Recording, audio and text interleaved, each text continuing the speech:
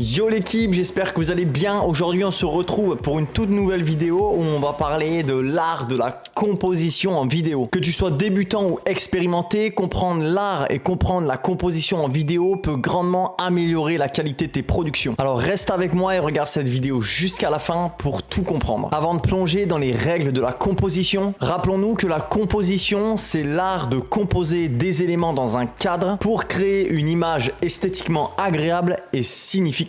Et on commence tout de suite cette vidéo avec la règle numéro 1. La première règle de composition qu'on va voir ensemble, elle est archi connue de tous, c'est tout simplement la règle des tiers. Imaginez que votre écran est divisé en 9 parties égales par 2 lignes horizontales et 2 lignes verticales. Eh bien, vous suffira de placer votre sujet ou en tout cas l'élément important de la vidéo près des intersections de ces lignes. Ça va créer un équilibre visuel et ça va attirer l'attention du spectateur. En gros, si tu filmes un sujet, peu importe où il se trouve, l'idée ici, c'est alors de placer ton sujet ou en tout cas l'élément que tu veux montrer dans ta vidéo sur les lignes d'intersection que tu auras sur cette fameuse règle des tiers. En gros, si ton sujet c'est un animal, par exemple une brebis, ce que tu vas faire c'est que tu vas venir placer la tête de la brebis sur une ligne d'intersection, qu'elle soit supérieure à gauche ou supérieure à droite. Attention, ce qui est important ici pour réussir à avoir un équilibre visuel, si votre sujet regarde vers la droite, il sera alors important de caler votre sujet sur les lignes d'intersection à gauche et vice versa, s'il regarde à gauche, il sera important de le mettre à droite. La deuxième règle de composition, c'est l'utilisation des lignes directrices. L'idée, c'est de chercher des éléments naturels dans notre scène, comme par exemple des routes, des rivières, des lignes d'horizon pour guider le regard du spectateur à travers l'image. Les lignes directrices, elles servent tout simplement à ajouter de la profondeur et du dynamisme à ton image. Ici, l'idée avec la ligne directrice, c'est tout simplement de placer ton sujet en fonction de ces fameuses lignes directrices. Donc tu pourrais par exemple tout simplement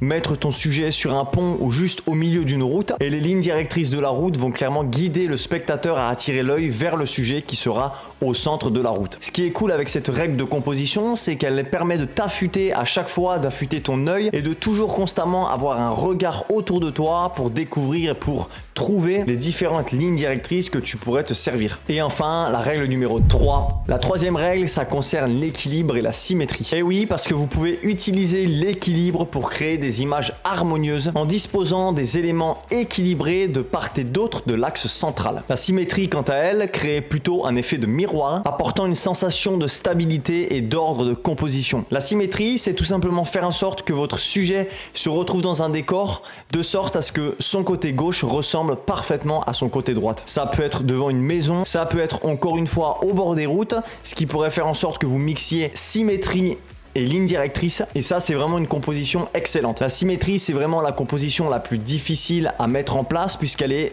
beaucoup plus compliquée à trouver. Voilà, vous avez maintenant les bases de la composition, la règle des tiers, les lignes directrices, l'équilibre et la symétrie. Mais rappelez-vous, ces règles sont des lignes directrices, pas des règles strictes. La créativité reste la clé, alors expérimentez-vous, faites des tests, faites des essais et trouvez ce qui correspond le mieux à votre contenu. Si cette vidéo vous a été utile, n'hésitez pas à vous abonner, à liker et à lâcher un petit commentaire, ça fait toujours plaisir. Nous on se retrouve dans une prochaine vidéo, ciao ciao.